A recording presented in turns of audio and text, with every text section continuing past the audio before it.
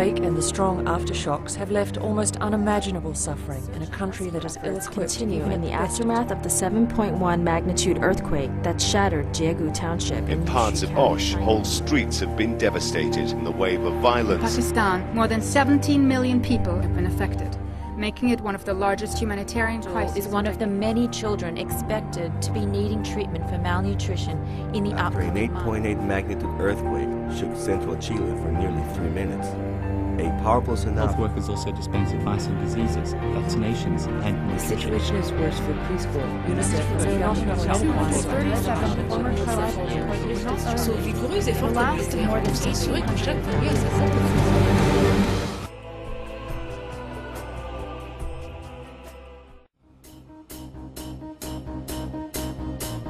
The government has responded well. UNICEF is supporting with water and sanitation, digging latrines, making sure that children have vitamins and medicine. The number of and scale of emergencies that we have to respond are not going down. In fact, they are increasing. Nutrition is going to be a huge issue for us in relation to emergencies.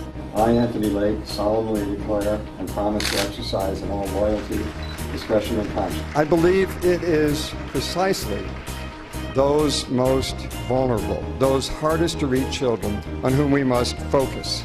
Climate change is central to everything we do. Over 300,000 women are dying every year from complications of just giving birth. This is an avoidable travesty of justice.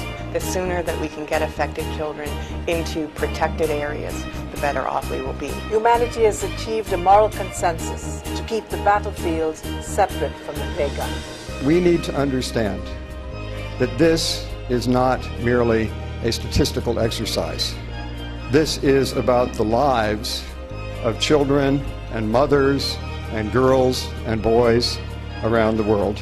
The organization is emphasizing equity, becoming more concerned than ever. We haven't played the full human rights agenda enough with the girl child. It's not a question of whether we can afford to invest in equality. The question is whether we can afford not to. You'll never break the cycle of poverty and disease without educating girls. Education doesn't just beat poverty, it beats disease, it beats inequality. And for girls, education is nothing less than a lifesaver. When you say MDGs, people look at you and they have no idea what you're talking about.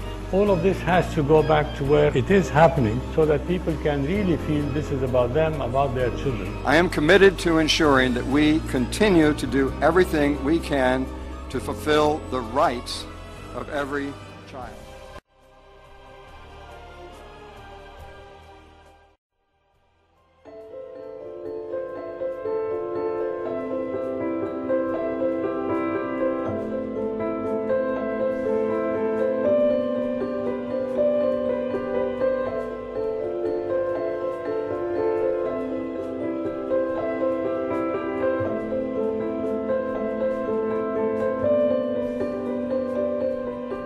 Have this sort of devastation, it destroys your main supplies, it destroys and pollutes because you've had a lot of damage.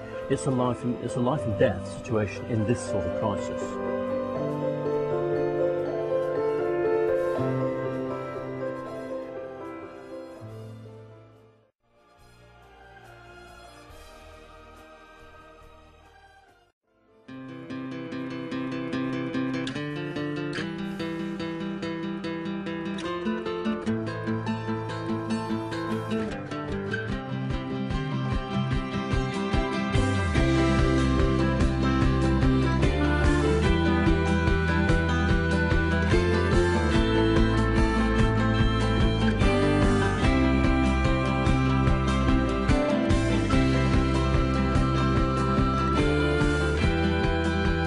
UNICEF's TAP project, it helps millions of kids all around the world get clean water. All the energy that you put into it, it's going to count, you know? Through this project, $1 gave a kid clean drinking water for 40 days. Right.